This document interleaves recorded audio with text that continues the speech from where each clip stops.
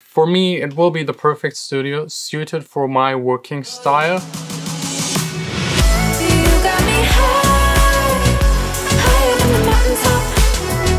You got me flying tonight. Today is studio construction day number 2. Yesterday, we already got like 1.7 tons of wood to construct the walls all around, building a room within a room. It smells really nice in here. And I don't know why, I'm actually a music producer and DJ, but I'm a little obsessed with building studios. This right here is number 3. This one right here is a picture of my very first real studio. It was tiny, but everything in there that I needed, fully acoustically treated. The second studio is this one right here, 0.5 meter of absorption on the back wall, diffuser, producer couch.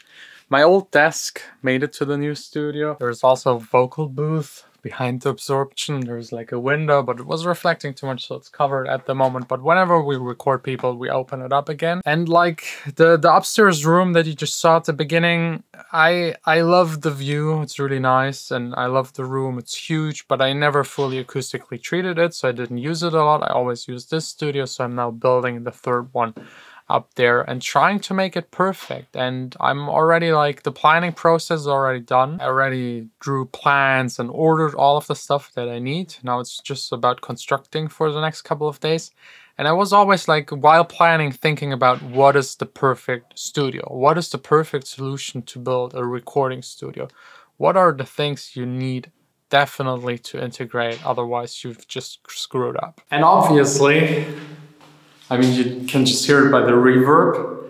Acoustics is the most important. A room like this, there's no way you can really judge what you hear. So the main priority, the main focus for that perfect studio is room acoustics first. And the funny part about studios and their acoustic is that they're like almost like impossible rooms. You're trying to put something in a box that just doesn't work. Because the ideal acoustically treated studio would be actually, in theory, if you could, just like putting a net mid-air, speakers and you, and have nothing around you for hundreds and hundreds of meters to every single side. Because then you just only hear the direct sound of the speakers. That's your main goal. You don't want to have any reflections, any reverb, anything bouncing back. So sitting mid-air, in theory, would be the best, but it's obviously, for a lot of reasons, impossible. But just one day, I'll take my speakers onto a field with nothing around it and try to produce and mix for a day and let you know how it feels like, because that would be like the closest to ideal. But obviously it rains a lot, especially here in Germany, so you need to sit in a room. And that room brings a lot of problems because it's surrounded by walls, usually concrete or some sort of stone, something breaks or whatever, and they will bounce back frequencies. A lot of frequencies, like almost all frequencies, except for the very, very low ones that just go through it. You have to put into the room a lot of absorbing material to counteract that. Have the absorbing material where the frequencies enter and don't bounce back. And to cover all of the frequencies, even the very, very, very low ones, you need to have at least 1 meter of absorbing material, which will make your room a lot smaller and everything really expensive.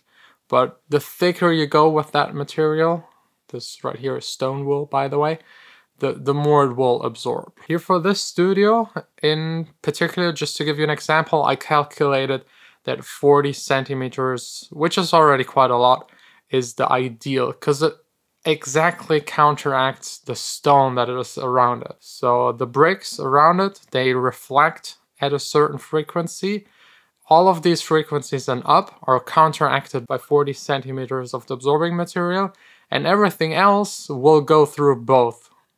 So in theory, all frequencies should be covered, hopefully, but we'll only know at the end when we measure it. Next up is location. That building right there is everything you just saw inside.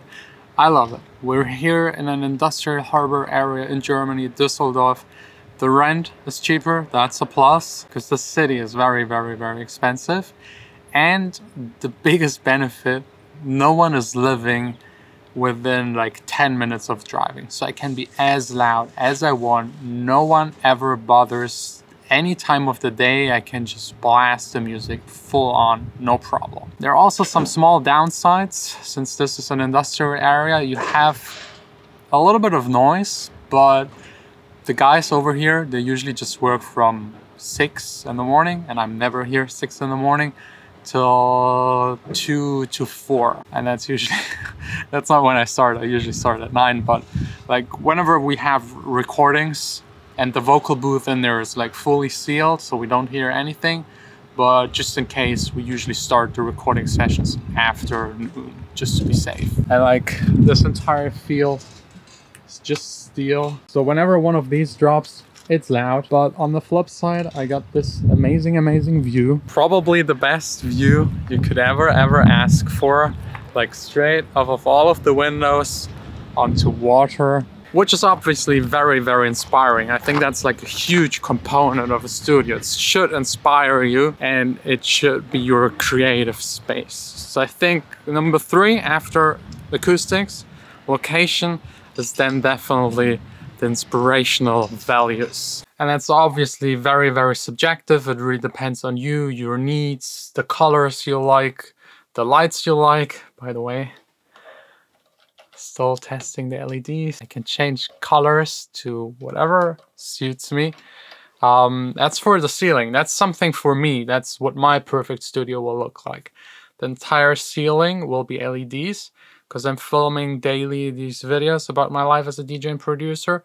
So I want to have lights that make me look good and everything lit perfectly. Making the entire ceiling LEDs will give me like epic light from the top. And I don't have to move lights around anymore. So that's like a huge personal benefit for me. You might be someone that records a lot of bands. You definitely need a huge recording room. You might be someone that makes classic music, so you need a huge piano, a huge room with like a more live sound. If you make electronic dance music like me, maybe something that is like absorbing to the max and very precise is maybe more something for you. If you're a mastering engineer, you will need different kind of room shapes and sizes to make it perfect for you. But now it's time to construct. Today, the entire day, just building more of these boxes.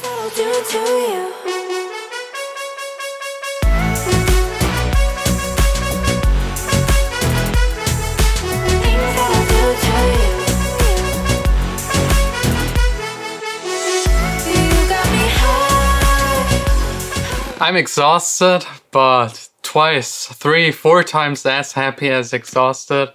All of the blocks, all done within 24 hours. It was very easy to build, all by myself, obviously, due to social distancing and virus crisis shit going on. But yeah, this right here will be my perfect studio, suited for me. I wish everyone that is watching this and every producer on this planet will be able one day to build their dream studio. It just took me 10 years of full-time making music. And I mean, it's still not done. The next plans are, by the way, all of these will get a back wall so that they will be really stable. They will be filled with absorbing material and the front will be all covered in fabric. Before all of that, a second floor will go in here, raised entire floor by 5 centimeters with like heavily absorbing, very expensive material underneath, a room within a room to decouple the entire studio. And then again, the entire ceiling, LEDs. And the front, I'm not sure yet. Maybe build the speakers into the wall, maybe not. The first measurement will take place in a week. If you're interested to see more about this studio build, the planning, what the plans look like,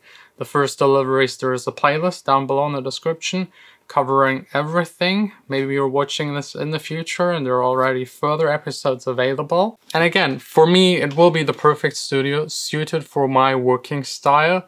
It might not be the perfect one for you, but if you ever build a studio, want to plan as much as possible, think about what you actually need. Because I was thinking about building a vocal booth, but I already have one. I don't use it that much.